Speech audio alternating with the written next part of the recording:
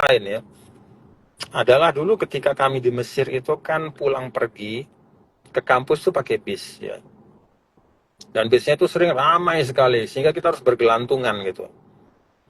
Nah, eh, pada saat naik bis itu tidak jarang ya, bahkan sering sekali. Ternyata kita satu bis dengan guru besar ya, dengan guru besar, ulama besar gitu, yang istilahnya di dunia Islam itu dia sudah salah satu ulama yang paling hebat ya, misalnya dalam tafsir ya, dalam hadis, dalam filsafat ya, profesor, doktor, udah ngajar di Amerika, udah ngajar di ternyata satu bis sama kita, sama-sama gelantungan juga gitu.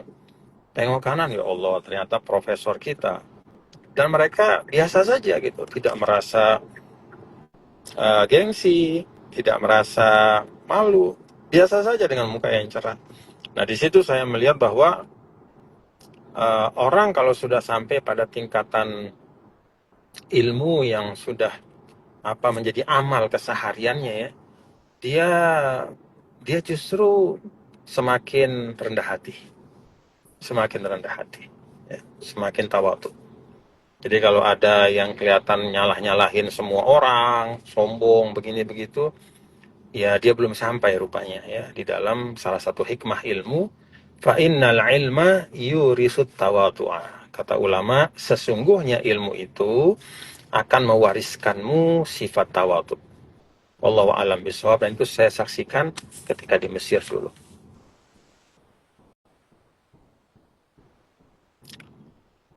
Tuan Guru, tiang kangen pelungguh datang ke Pacet.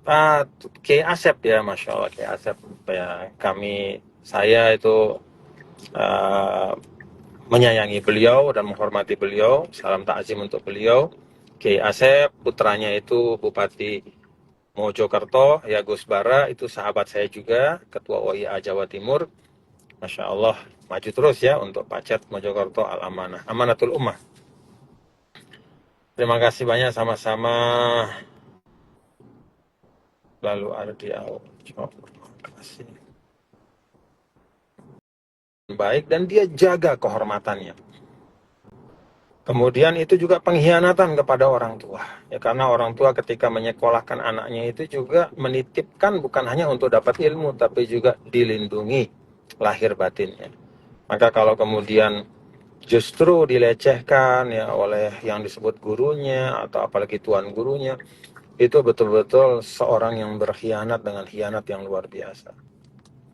Dan saya pikir itu tidak boleh dibiarkan ya.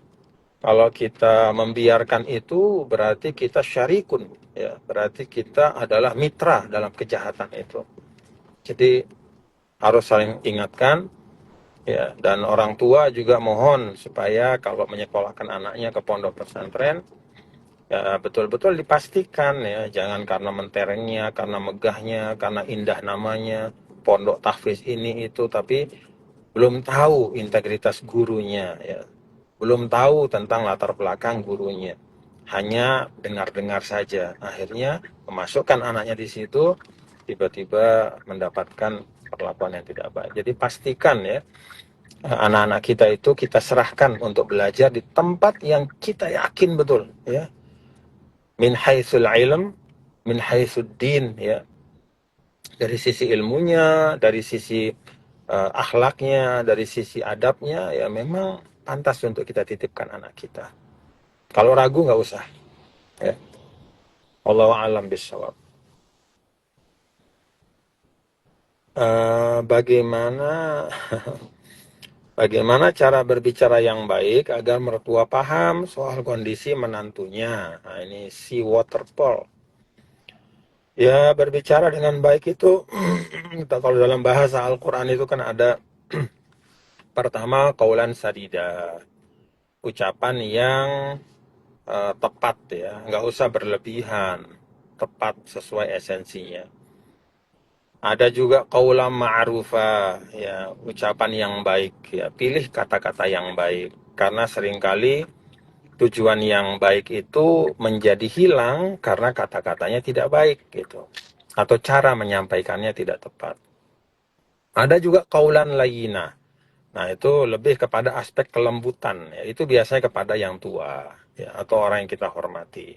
Kita bicara sama guru, misalnya kita punya guru, ya, terus kemudian katakanlah kita udah S3 atau lebih dari itu, misalnya ketemu sama dia, lalu dalam satu pembicaraan jangan keras-kerasan gitu, tapi kedepankan aspek kelembutan.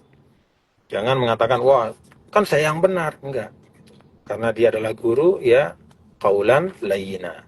Dahulukan aspek kelembutan. Jadi sangat diperhatikan ya di dalam Al-Quran ya aspek komunikasi, ya menyampaikan sesuatu sehingga ada rumusan-rumusannya, ada yang qaulan ma'rufa, qaulan layyina, qaulan sadida, qaulan kariman juga ada, ya pembicaraan yang memuliakan ya orang yang kita ajak bicara gitu.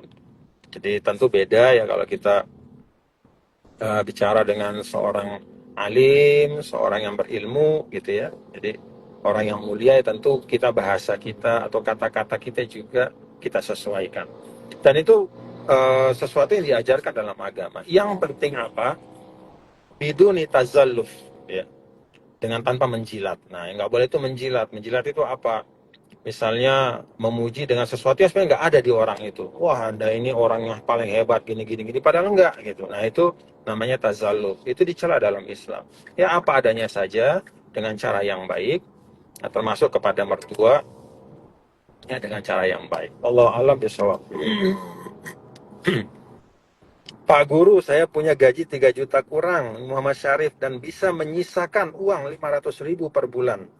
Investasi yang bagus di mana ya menurut Pak Guru? Aduh, ini Syarif. Ya, Syarif coba membaca ya tentang produk-produk investasi yang baik, apalagi yang sesuai syariah ya. Dilihat saja mana kira-kira yang pas ya. Kalau misalnya dananya itu tidak diperlukan dalam waktu yang lama, ya bisa dicari instrumen investasi yang kira-kira tidak akan diambil dalam waktu yang lama misalnya.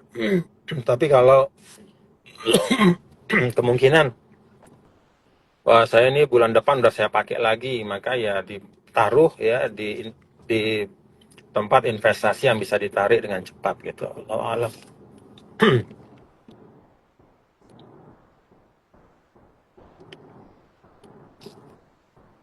Sulit sekali rasanya istiqomah ya. Iya, memang kalau mudah istiqomah, Nabi tidak akan putih rambutnya ya ketika menerima ayat fastaqim kama umirta. Jadi istiqomah itu bukan sesuatu yang mudah ya, sesuatu yang berat, membutuhkan perjuangan. Bahasa kita istiqomah itu konsisten ya. Konsisten dalam sesuatu yang baik ya.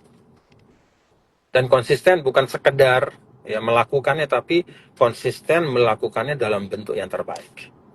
Jadi misalnya istiqomah sholat, bukan sekedar setiap azan sholat, enggak, tapi istiqomah juga untuk berusaha meningkatkan kualitas sholat kita setiap saat. Dan memang itu bukan sesuatu yang baik. Tapi ya kita ikhtiarkan, ya kita ikhtiarkan. Assalamualaikum warahmatullahi wabarakatuh.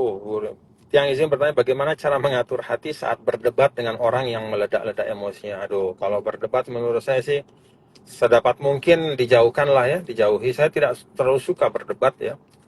Jadi ada sebuah hadis Rasul Shallallahu Alaihi Wasallam itu disebutkan ya bahwa Allah Taala nanti menyiapkan tempat istimewa betul di akhirat bagi orang yang meninggalkan perdebatan ya, meninggalkan perdebatan, bersilang kata ya, bukan karena dia tidak mampu, bukan karena dia tidak mengerti, tapi dia apa nih, madrasah di kota kecil-kecilan, semoga oleh Allah alhamdulillah rizki ya maju terus ya.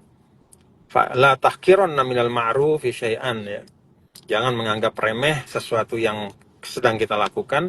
Fa innal jibala minal haso, dalam satu ungkapan, gunung yang besar itu kumpulnya dari kerikil-kerikil kecil. Ya kalau depan saya, depan kita nih misalnya ada Gunung Rinjani itu kan Gunung Rinjani besar 3.760 meter ya. Itu dari minal haso, dia dari kerikil-kerikil kecil. Gabung jadi besar. Jadi sesuatu yang besar itu selalu dimulai dari hal yang kecil, berproses dengan baik, di situ ada keberkahan. Waalaikumsalam, waalaikumsalam. Sering-sering live ya Bapak Tuan Guru, insya Allah ya. Mudah-mudahan kita sehat. Tunas doa semoga saya lolos LPDP dan bisa kuliah di Korea setelah tanggal 3 Zikrul Mahad. Amin ya Rabbal Alamin, mudah-mudahan. Ya, silakan pergi ke Korea dan injak seluruh penjuru bumi ini untuk mendapatkan ilmu yang barokah. Itu tuntunan agama kita. Apa sir dari Gunung Rinjani? Wallahu a'lam bishawab ya. Tapi kalau kata Al-Maghfurullah Maulana Syekh, ya Gunung Rinjani itu salah satu bahan untuk iktibar kita, untuk selalu mengambil pelajaran. Jadi bagaimana Gunung Rinjani yang bagaimana pulau Lombok yang sangat kecil ini bisa punya Gunung Rinjani yang sangat besar ya. Itu adalah ibroh ya dari Allah Subhanahu wa taala. Nah, kalau kata Al-Maghfurullah Maulana Syekh, yaitu satu dorongan bagi orang Sasak ini untuk selalu punya himmah yang tinggi.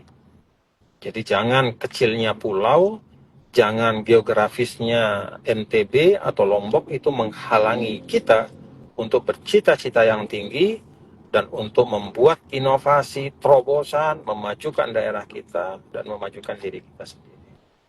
Allah a'lam bishawab. Di sini anak-anak muda seperti SMA kelas 1 mau belajar Iqra, hehehe. Oh ya nggak apa-apa, nak, nggak apa-apa. Jadi mengajarkan ya anak-anak kita Al-Quran itu salah satu fungsi yang paling utama. Sekolah-sekolah mengajarkan Al-Quran, baca Al-Quran ya, itu sedang menanamkan fondasi yang paling perlu untuk masa depan. Semoga Allah berkahi.